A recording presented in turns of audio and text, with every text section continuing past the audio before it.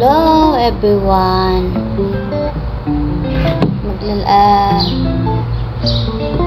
Magbre-breakfast tayo. Ito nga pala yung breakfast ko. Cake and milk. And welcome to my channel.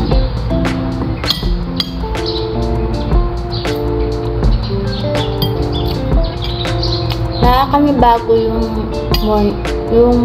morning ko kasi alam nyo ba kung bakit? Because my jowa is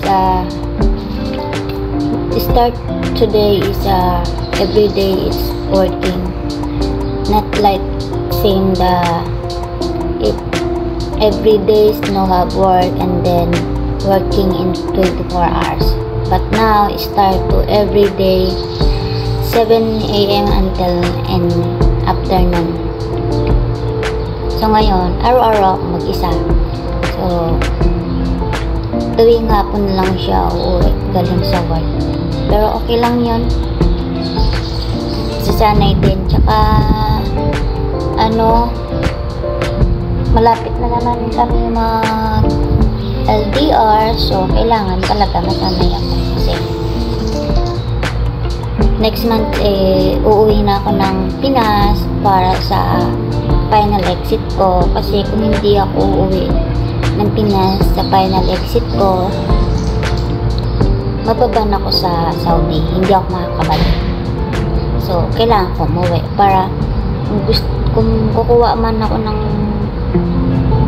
tourist para dito, makakabalik ako kasi nag-exit ako. So yan, during pala dun sa nilalakad namin ngayon for visa for me, hindi ko muna babagitin yun, baka maudlot. So yung sa visa muna, pero darating din tayo na maaprubahan sana, pero may need kaming gawin sa Pinas bago maaprubahan, kasi yun ang hinahanap ng consul sa USICS. Kaya kailangan namin muna mag-LDR ngayon. So alam na this, kailangan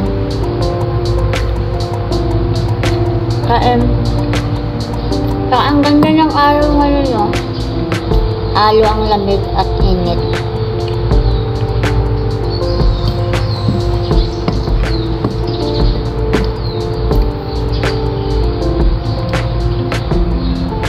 Galing ng breakfast ko kasi cake and milk. Assure ka na hindi ka talaga tataba dito, no? Akala nyo lang.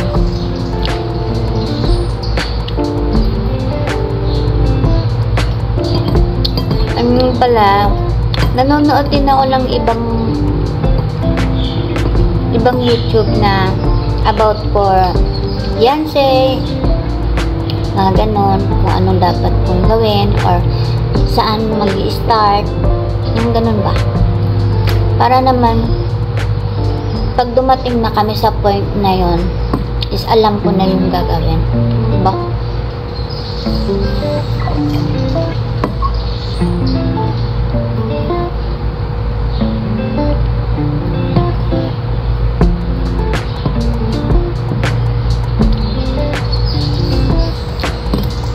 So dati,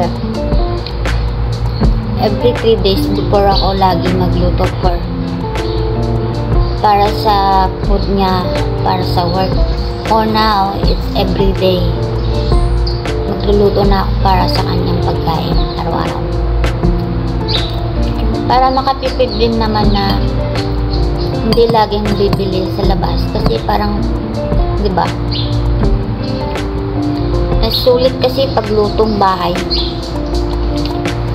Kaso, pag nagluto naman ako, hindi inaabutan ng kinabukasan kasi nauubos niya.